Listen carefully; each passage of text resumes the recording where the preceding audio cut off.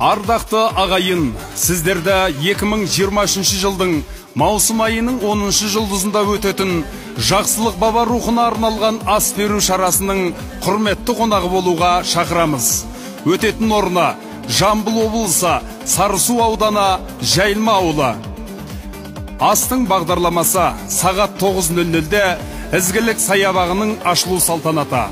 Сағат 9:30-дан 12:30 аралығында Айнаш Отарбаева атындағы саябақта қонақтарға арналған концерттік бағдарлама және қазақ күресінен түйе палуан жарысы.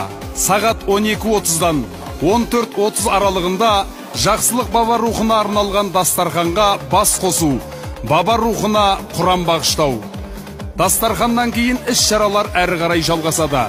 Атап айтқанда, сағат 15:00-ден 20:30 аралығында Сақтаған ата Атшабар алаңында қошқар көтеруден жарыс, тай бәйгесі, құнан бәйге, аламан бәйге өтеді. Түйе палуан күресінде бірінші орын түйе, екінші орын 150 мың теңге, үшінші орын 100 мың теңге.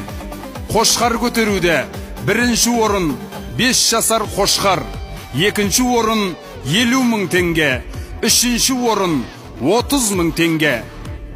Тай бәйгесі 8 шақырым, бірінші орын 100 мың теңге, екінші орын 80 мың теңге, үшінші орын 60 мың теңге, төртінші орын 40 мың теңге, бесінші орын 20 мың теңге.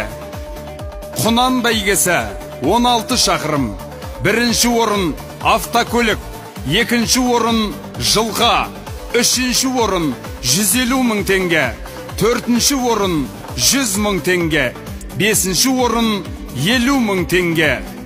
Аламан бәйгесі 30 шақырым, бірінші орын автокөлік, екінші орын жылға, үшінші орын 200 мың теңге, төртінші орын 150 мың теңге, бесінші орын 100 мың теңге. Келіңіздер, көріңіздер ағайын.